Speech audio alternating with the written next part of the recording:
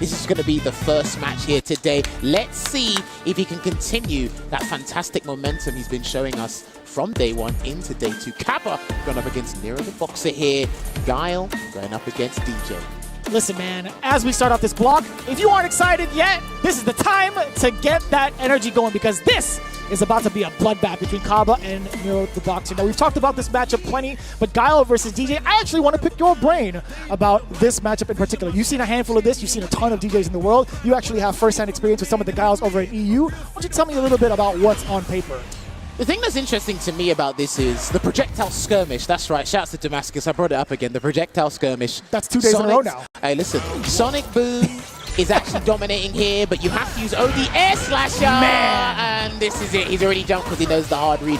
OD Air Slasher is the most comfortable way in, but it's the most expensive way. But if you don't have the chance to do that, then you're going to have to rely on OD Jackknife Maximum. He done it as I was just about to say it. But Caba still relentless with his button choices, even on wake up with the crouching jab. Oh, but he missed the rest of that. That Sonic Blade, I don't know if it was executed too late or maybe just a mishap in general. Well, he can look for a burnout here unless he wants to threaten the stun and watch out for the Sonic Hurricane. But there is the stun, and he's actually going to spend the combo early. He's going to cash out Vicious. He's going to do it. Yep. And it will be the Sunrise Festival. That combo. He needs the wheel kick, but I don't think he's going to take the rounds. Spring kick, and it's more than enough damage. It's always surprising to see how much that thing hurts towards the end.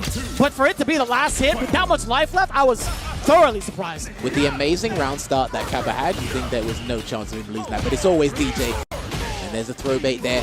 Gonna convert to the flash kick and set up shop. Oh, from this range, it's so tantalizing to want to move in. Caba does a great job of keeping yourself at the range past the drive gauge bar, right? He's really tempting you to try to take that risk coming in either via jump, either via a drive rush forward as well. But Nero doesn't get that luxury. Look at the life lead and look at the commanding distance that Caba has been playing. The jump in is great, though. Big punish counter. You were talking about it before, right? And Deejay doesn't really jump in the majority of his matchups. Guile is one where he actually uses his longest reaching jumping attack, jump medium kick, which you've seen a couple of times now. And there's the anti-air, but it didn't get the floating state either. Oh, but that hit, yeah. He's in burnout. Too much advantage on that, hence why the throw whiffed for Caba. Ooh, he probably could have charged Sonic Hurricane there, but I think he lost his charge off to the Sonic Boom. He's in there. He's got to be careful as well. Cannot jump either. Can't afford to make a mistake. That could have been an instant overhead short or jab, excuse me. Man, the float over! Oh, he did the wrong version! No way! Nerotheboxer could have had it going. He had dropped it off with a fake jackknife. Didn't continue on with the combo. A significant drop from Nero. And then he does a feint air slasher there and blocks in time because Caba has huge success with the jump-ins, but now he's going back to shut people down with that flash kick on the drive rushes. It's the range where it gets kind of scary, but it's Caba who initiates with the jump, the sway into the low slicer, the funky slicer, excuse me, level 3. This is going to be a very great establishment for Nerotheboxer in both momentum and life lead. Does he go in pursuit?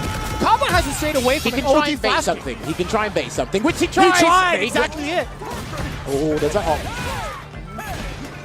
And then there's a throw. You might as well do another one. And he's trying to bait something again, but Caba's not biting. He's looking for his level 3 Caba.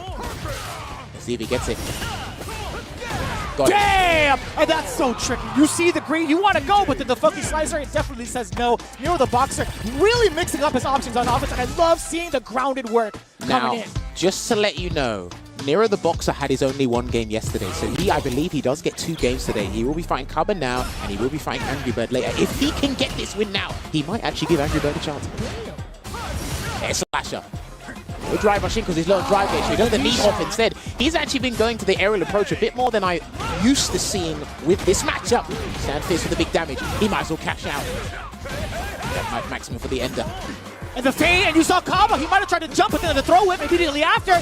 Nero, nice and easy with the crouching medium punch finish. Looking at match point already, ladies and gentlemen. And what you're seeing is a classic example of why people are so uncomfortable fighting Deejay. The high damage output as well as how uncomfortable he is. Because it's like a mosquito with a huge fist just hitting at you. Oh, instead of a stinger, it's just a fist. Instead of a stinger, man, it's just a fist. It's coming at you.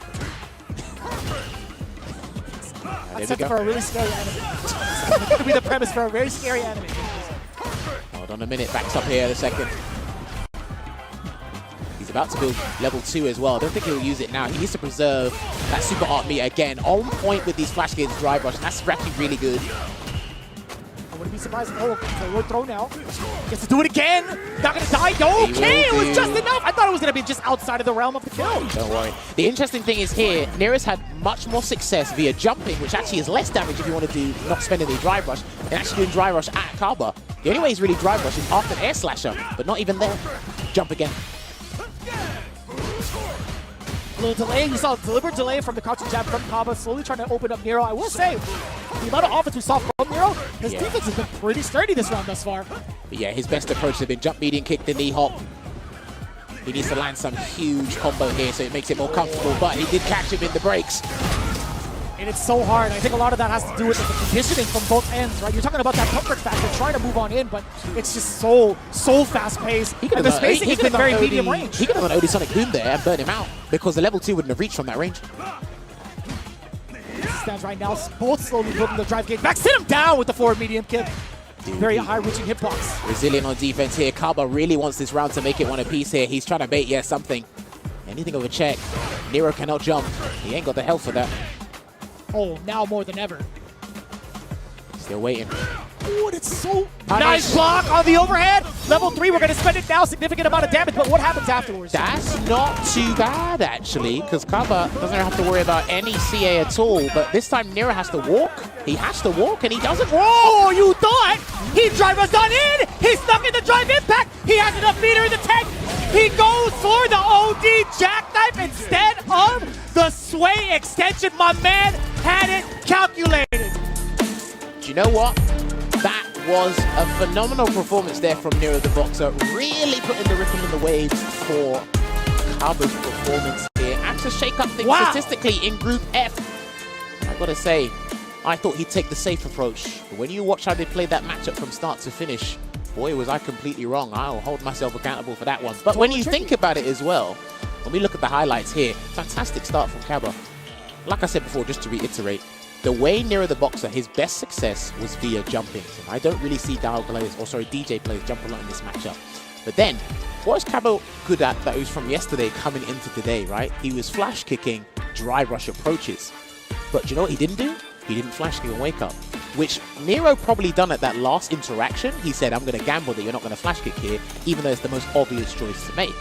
You can see it here, capitalizing again, misjudgment on Deejay's combos. I need to work on Deejay's combos, because sometimes even I think they're not going to kill and they do, so.